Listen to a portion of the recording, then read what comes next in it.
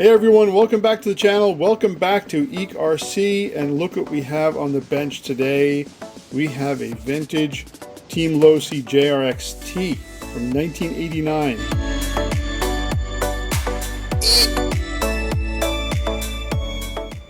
This is the original stadium truck, or should I say racing stadium truck from back in the day. This would have competed with the RC 10T. And it's derived from the JRX2. You'll see a lot of similarities between this and the JRX2. They basically just took a JRX2, made a longer chassis, bigger wheels, longer suspension in the front, and a couple little tweaks to make this a stadium truck, because a lot of guys were converting JRX2s and RC10s to trucks. So they decided, well, let's make a category, right? So this was the very first kit you could buy as a stadium truck race car. This has been a work in progress for quite a while. I do have the original manual, and I've started to collect a bunch of parts because this project has been taking a long time. I've been working on this for months. I really wanted to take my time on this because this is not a car that I'm used to. It's not something that I had back in the day. I wasn't that familiar with the gearbox, with the chassis, the shocks, how everything gets taken apart, and this is not all stock. This was used hard, run hard. Somebody at some point put it aside and put it away and never touched it again until it resurfaced and I found it.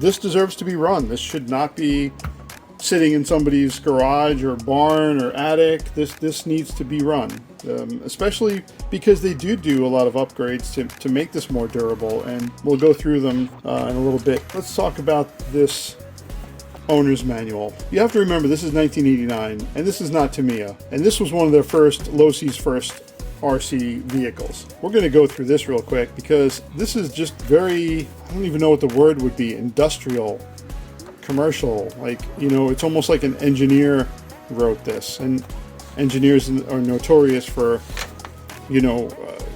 not making things simple, right? So the instruction manual is pretty good.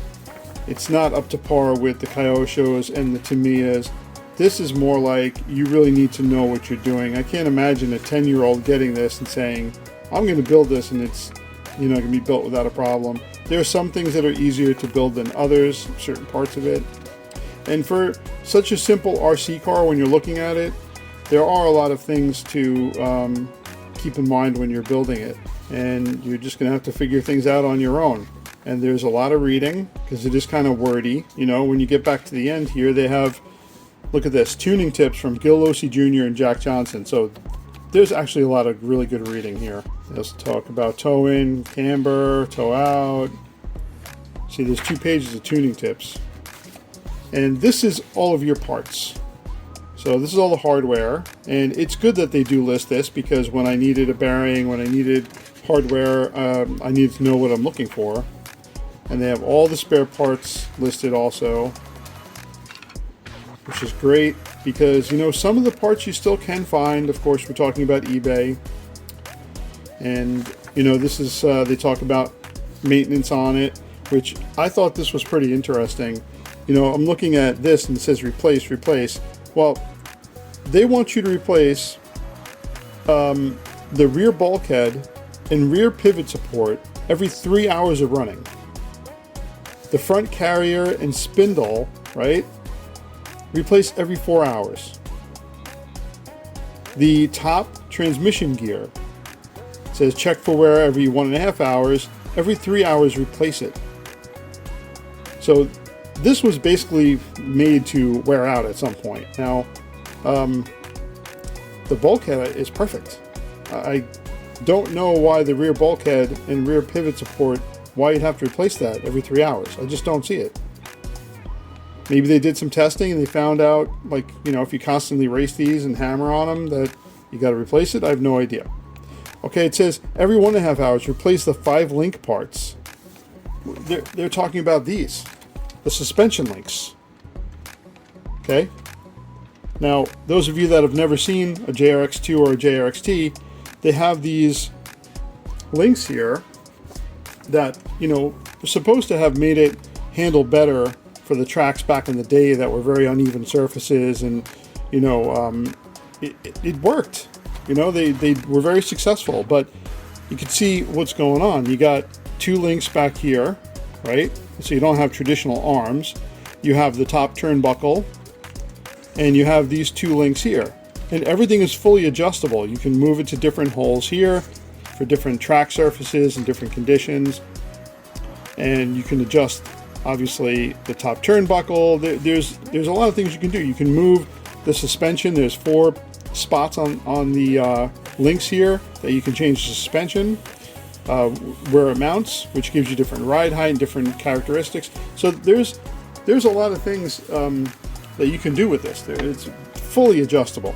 But for you to have to replace the links, you know, after 1.5 hours, it seems a little ridiculous. So this is interesting also. I was looking at this. You know, you read about the truck body, right? Truck body maintenance. Due to the styling of stadium-style racing trucks, certain areas of the body encounter greater stress than others. In order to extend body life, apply tennis shoe repair glue to the inside of the body, reinforcing the areas shown. One brand is Shoe Goo. They're showing you areas that stress a little more. Let me show you the original body. So this is the original body. The interesting thing is the parts that they said get stressed out more are not damaged. And now every JRXT that I've ever seen, like used one, they always crack here because this is the weak part here. All right, so now that the camera's off the tripod, we're going to look a little closer at some of the upgrades. Now, I'm sure some of you guys already spotted some things, but we'll start in the front. You can see this is an RPM front bulkhead. And yes, RPM made parts even back then. They've been around for a long time. These are RPM front arms, and the turnbuckle ends are all RPM also. I have RPM servo mount on here. Originally, the servo was just stuck down with double-sided tape, very strong double-sided tape, but I don't really trust that. I don't like the movement. I do have Hobbywing 1060 in there. These parts here also that hold on the links, those are also RPM. RPM did make a lot of parts for this kit. Oh, the steering is a factory works ball bearing steering setup. Obviously the motor, it did not come with a motor. This is a Speedworks 350, so I do have information on it.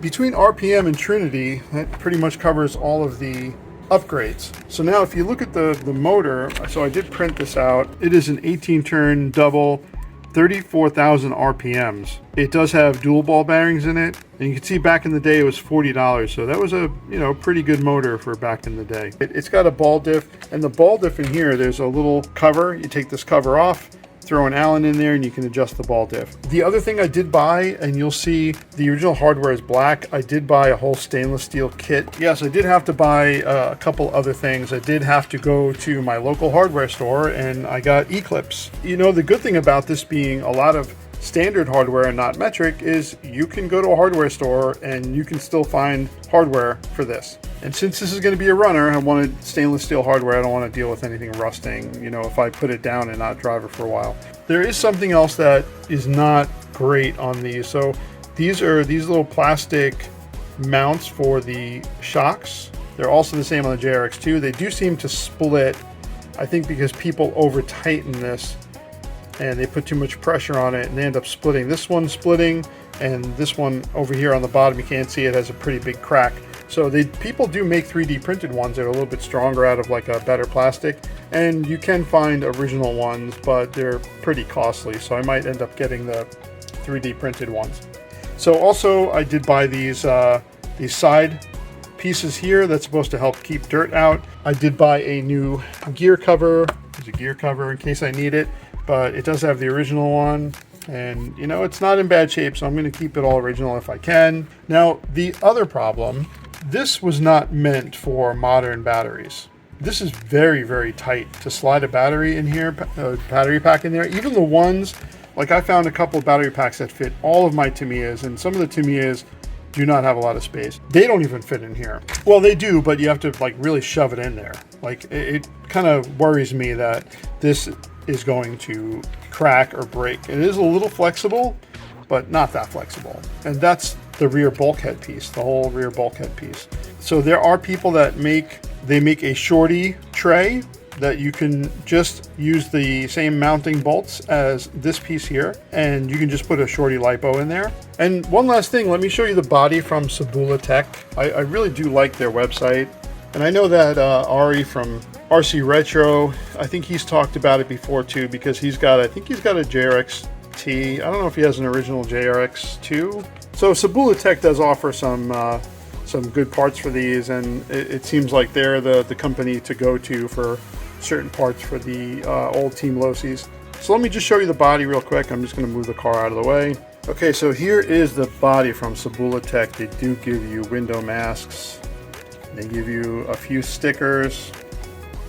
And you can go on to MCI Racing. They do have a full sticker set for this.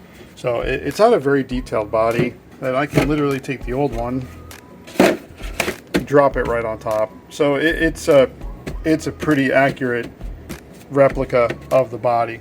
Also, normally the original one had a spoiler, so this one also has a cutout for a spoiler here that you're supposed to be able to put on the back, which I'm not sure if I'll do that or not. I actually don't even like the spoiler, and I don't think it really makes a difference, but it does have protective film on it. I'm going to try to put a pretty nice paint job on it, and we'll see how it comes out.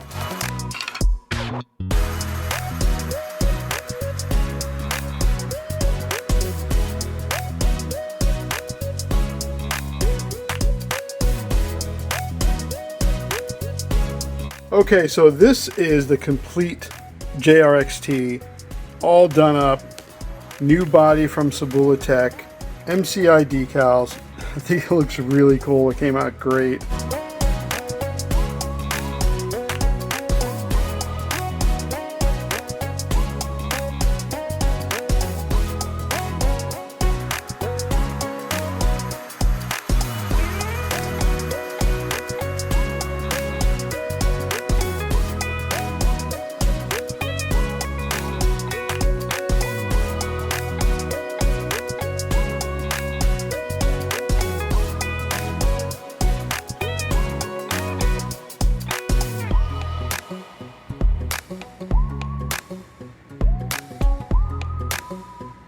So this video has been taking me a long time to make because I've been literally working on this truck for months and months.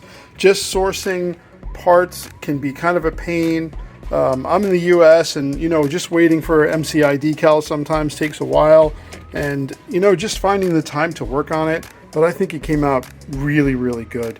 I've been trying to find original wheels and tires, but these Trinity wheels are really, really nice. These are the front tires are Trinity. They say Trinity on them. The rear tires, I tried looking them up. I think they might be Trinities, but I can't find any information. They're really grippy.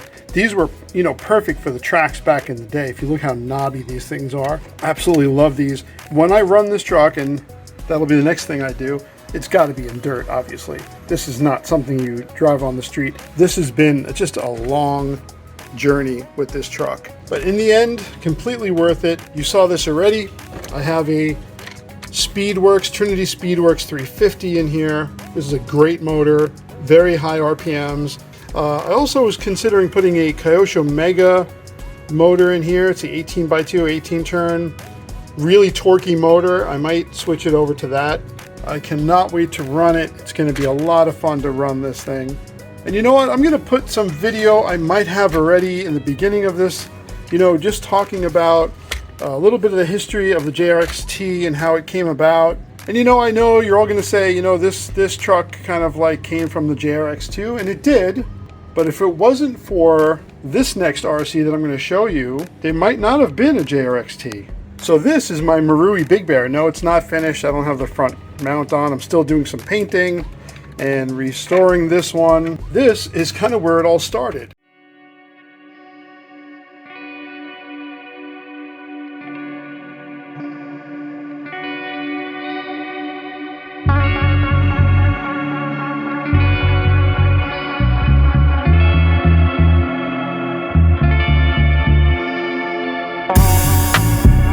The JRXT. Started early 80s selling Tamiya cars and evolved into aftermarket parts for all the Japanese cars. Then ended up helping Associated develop the RC10. Everything exploded, the industry grew really fast, and then in the late 80s we came out with our own car, the JRX2. Stadium Truck came about as an offshoot of monster trucks. We were importing Tokyo Marui kind of as a little monster truck for Christmas. Really, it's a Christmas toy that the guys all fell in love with and started trying to race them. Along come a bunch of aftermarket parts to make them usable, and probably within 6 months guys were converting RC10s and JRX2s into these little monster trucks. And shortly thereafter, we just went ahead and did a whole complete kit, which came up JRXT. Stadium trucks were, for us, always monster trucks. All right, everyone, so that's my video on my JRXT and my restoration. Hopefully I can piece this video together so it makes sense and you guys, enjoy watching it. And maybe you've learned something about Team Losi and the JRXT and the JRX2. Will I be driving this? Yes, I will. I know. I always say I'm going to get some running video. So give me a thumbs up if you can. Subscribe if you haven't subscribed. Thanks for watching, everyone. I'll see you all in the next video.